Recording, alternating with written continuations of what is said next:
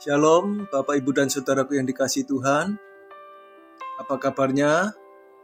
Bisa dilewati bersama dengan Tuhan. Amin. Hari ini kita sama-sama mau belajar kebenaran firman Tuhan dengan tema pertaruhan. Tahukah saudara, menjadi Kristen sejati itu dibutuhkan pertaruhan untuk menjadi serupa dengan Kristus. Untuk menjadi seorang pengikut Kristus yang benar, dibutuhkan pertaruhan untuk taat pada kehendak Allah sampai mati. Karena Yesus sendiri berkata di Matius pasal 10 ayat 38 sampai 39. Mari kita baca. Barang siapa tidak memikul salibnya dan mengikut aku, ia tidak layak bagiku. Kemudian ayat 39-nya, barang siapa mempertahankan nyawanya, ia akan kehilangan nyawanya. Dan barang siapa yang kehilangan nyawanya karena aku, ia akan memperolehnya. Saudaraku, dari perkataan Kristus ini, jelas sekali mengindikasikan bahwa orang yang layak bagi Kristus adalah orang-orang yang mau mempertaruhkan hidup sepenuhnya bagi Dia, yang mana orang tersebut harus memikul salibnya dan mengikut Yesus. Artinya, belajar dan meneladani hidup Yesus yang membuat orang tersebut harus melepaskan nyawanya atau kehilangan kesenangan dan cara hidup lamanya. Supaya apa, saudara? Supaya dapat memiliki nyawa baru atau kesenangan dan cara hidup baru yang berkualitas sebagai anak Allah. Dan orang-orang yang mempertaruhkan nyawanya karena Kristus, karena kebenaran itu, akan memperolehnya. Ada amin, saudaraku? Amin. Berikutnya, Yesus lebih tegas lagi berkata di Lukas pasal 14 ayat 33 yang berbunyi demikian. Demikian pula lah tiap-tiap orang di antara kamu yang tidak melepaskan dirinya dari segala miliknya tidak dapat menjadi muridku. Saudaraku yang terkasih, perkataan Yesus ini sebenarnya menunjuk pada sebuah pertaruhan hidup. Yesus berkata kepada orang banyak yang berduyun-duyun mengikuti Dia untuk mendengar firman-Nya, untuk mendengarkan ajarannya. Yesus berkata kepada orang banyak tersebut, kalian tidak dapat menjadi muridku, tidak dapat memahami apa yang kuajarkan, jika kalian tidak mempertaruhkan seluruh hidup. Dengan cara bagaimana? Yaitu dengan melepaskan diri dari segala miliknya, melepaskan diri dari egonya, dari cara hidup lamanya, dari kepentingan dan keinginan-keinginannya, juga dari hawa nafsunya. Yang mana ini berarti, jika seseorang mau menjadi murid Kristus, orang tersebut harus rela kehilangan nyawa, harus siap mengosongkan dirinya, supaya dapat diajar dan dibentuk menjadi orang-orang yang berkenan kepada Allah, seperti Kristus sendiri yang juga mengosongkan dirinya dan mengambil rupa seorang hamba yang melayani Allah dan melayani sesama, dan taat kepada Bapa dalam hidupnya sampai mati di kayu salib. Saudaraku, ini adalah pertaruhan, dan banyak orang yang berduyun-duyun mendengar Injil, mendengar apa yang Kristus ajarkan, seperti banyak orang Kristen hari ini. Banyak mendengar firman, tetapi sedikit sekali orang yang mau bertaruh, sedikit sekali orang yang mempertaruhkan hidupnya untuk menjadi pengikut Kristus sejati. Yesus berkata, janganlah kamu mengumpulkan harta di bumi, tetapi kumpulkanlah bagimu harta di sorga.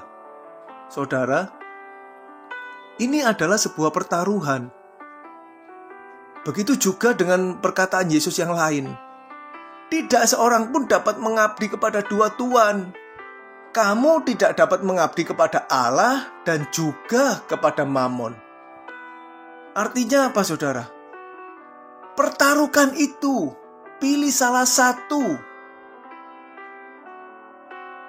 Dan berfokuslah. Kumpulkan harta di bumi atau kumpulkan harta di surga. Pilih salah satu dan berfokuslah pada itu. Kamu tidak dapat mengabdi kepada Tuhan. Pilih Allah atau Mammon. Artinya pilihlah salah satu. Dan mengabdilah sepenuhnya sampai akhir hidupmu. Saudaraku, ini memang berat. Tetapi ini adalah pertaruhan hidup yang harus dipilih oleh setiap kita, yang akan menentukan nasib kekal kita nanti. Yesus juga berkata, carilah dahulu kerajaan Allah dan kebenarannya, maka semuanya akan ditambahkan kepadamu. Ini juga berarti fokuskan hidupmu. Dan ini juga sejajar dengan pertaruhkan hidupmu seluruhnya untuk mencari kerajaan Allah dan kebenarannya. Maka hikmat dan pengertian akan Allah dan kebenarannya akan ditambahkan kepada kamu, yaitu orang-orang yang mempertaruhkan hidupnya, yang memfokuskan hidupnya untuk mencari kerajaan Allah tersebut. Dan orang-orang yang mempertaruhkan hidupnya seperti yang dikehendaki Tuhan ini tidaklah banyak, saudara. Karena itu Yesus sendiri berkata di Lukas pasal 12 ayat yang ke-32 yang berbunyi demikian. Janganlah takut, hai kamu kawanan kecil, karena Bapamu telah berkenan memberikan kamu kerajaan itu. Amin. Saudaraku, orang-orang yang mempertaruhkan hidupnya untuk Tuhan sedikit sekali. Yang Yesus katakan sebagai kawanan kecil, tetapi yang luar biasa dan memberi sukacita adalah ketika Yesus berkata, Bapamu telah berkenan memberikan kamu kerajaan itu. Ada jaminan bagi orang-orang yang mempertaruhkan hidupnya untuk Tuhan dan kerajaannya. Amin. Saudara, bagaimana dengan Anda dan saya? Apakah Anda dan saya termasuk dalam bagian kawanan kecil itu? Kawanan kecil yang mempertaruhkan hidupnya untuk mencari kerajaan Allah dan kebenarannya. Kawanan kecil yang mana Allah Bapa berkenan untuk memberikan kepada kita kerajaannya. Marilah kita merenungkan fokus hidup yang telah kita jalani ini. Kita renungkan apa yang selama ini kita pertaruhkan dalam hidup kita. Apakah kita bertaruh hanya untuk hal-hal yang fana, untuk hal-hal yang bersifat sementara di dunia ini? Ataukah kita bertaruh untuk hal-hal yang kekal seperti yang Tuhan janjikan?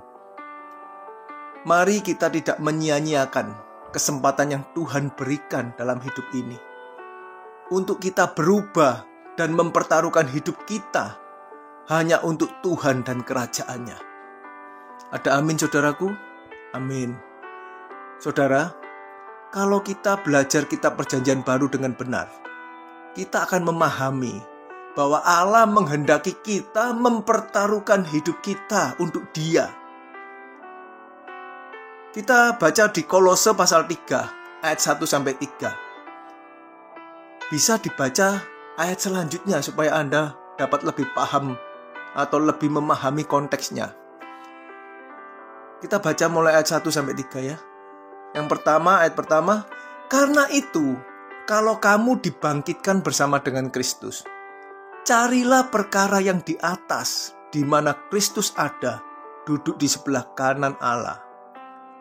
2. Pikirkanlah perkara yang di atas, bukan yang di bumi. 3. Sebab kamu telah mati dan hidupmu tersembunyi bersama dengan Kristus di dalam Allah. Saudaraku yang terkasih, jika hidup kita di dalam Allah, atau jika kita hidup seturut kehendak Allah, maka kita harus mati bagi hidup kita yang lama. Kita harus menanggalkan manusia lama kita serta kelakuannya untuk mengenakan cara hidup anak Allah, yaitu cara hidup yang Kristus peragakan. Karena itulah Allah menghendaki supaya kita pertaruhkan hidup kita untuk perkara yang di atas, bukan yang di bumi. Kita pun harus berjuang untuk berfokus mencari perkara yang di atas, di mana Kristus ada duduk di sebelah kanan Allah. Saudaraku, hidup kita ini adalah pertaruhan yang harus kita ambil atau pertaruhkan, yang harus kita pilih dan kita perjuangkan. Memilih percaya kepada Tuhan Yesus atau tidak, yang mana tiap pilihan akan membawa kita dalam pertaruhan. Jika kita memilih percaya pada Yesus, maka pertaruhannya adalah memberikan hidup kita untuk belajar memahami apa yang Yesus ajarkan, dan kita pun berjuang untuk menghidupi ajarannya. Yesus juga berkata di Markus pasal 12 ayat 30 yang berbunyi demikian. Kasihilah Tuhan Allahmu dengan segenap hatimu, dan dengan segenap jiwamu, dan dengan segenap akal budimu, dan dengan segenap kekuatanmu. Saudaraku, kasihilah Tuhan Allahmu dengan segenap. Yang mana kata segenap ini juga berarti dengan seluruh atau semuanya, yaitu seluruh hatimu, dan dengan seluruh jiwamu, dan dengan semua akal budimu, dan dengan seluruh atau semua kekuatanmu. Semua yang ada pada kita harus dipertaruhkan untuk mengasihi Tuhan Allah kita. Dan tidak boleh ada ruangan yang lain di dalam hati, jiwa, akal budi, dan kekuatan kita. Semua harus kita pertaruhkan untuk mengasihi Tuhan Allah kita. Mengasihi Tuhan Allah yang berarti melakukan segala perintah dan kehendaknya. Karenanya di kitab Wahyu, surat kepada 7 jemaat, berkali-kali Tuhan Yesus berkata, barang siapa menang, dan barang siapa menang. Mari kita baca dulu, kita membaca dulu 2 ayat di antaranya. Wahyu pasal 2 ayat 26. Demikian firman Tuhan. Dan barang siapa menang dan melakukan pekerjaanku sampai kesudahannya, kepadanya akan kukaruniakan kuasa atas bangsa-bangsa. Saudara, Tuhan Yesus di sini berkata, barang siapa yang mempertaruhkan hidupnya dan menang karena taat melakukan pekerjaannya atau taat melakukan seperti yang Tuhan perintahkan, akan menerima upahnya di sorga nanti. Amin ya.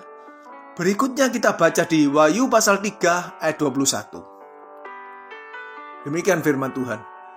Barang siapa menang, ia akan kududukan bersama-sama dengan aku di atas takhtaku, sebagaimana aku pun telah menang dan duduk bersama-sama dengan Bapa-Ku di atas takhtanya. Saudaraku, melalui ayat ini kita mengerti bahwasanya kemenangan itu bukanlah suatu anugerah dari Tuhan kepada seseorang tanpa ada pertaruhan dalam hidupnya. Kemenangan itu harus dipertaruhkan dan diperjuangkan oleh masing-masing orang. Jadi setiap kita haruslah belajar untuk memahami Injil dengan benar, belajar memahami apa yang Yesus ajarkan dengan benar, supaya kita dapat meyakininya dan berani mempertaruhkan hidup kita untuk hidup seturut ajaran Tuhan tersebut, yang akan membuat hidup kita berbeda dengan cara hidup dunia, yang akan mengubah cara berpikir dan cara hidup kita yang lama, atau menanggalkan manusia yang lama, sehingga kita menjadi manusia yang baru, yaitu dengan memiliki karakter Kristus, yang mengasihi Allah dan mengasihi sesama manusia, serta dapat melakukan seluruh kehendak Allah sampai akhir hidup kita.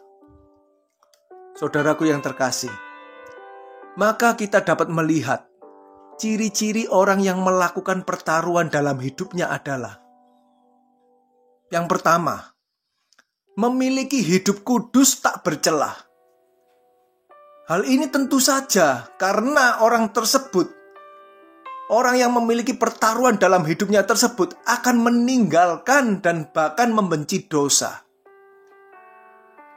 Sehingga orang tersebut memiliki hidup yang kudus dan tak bercela.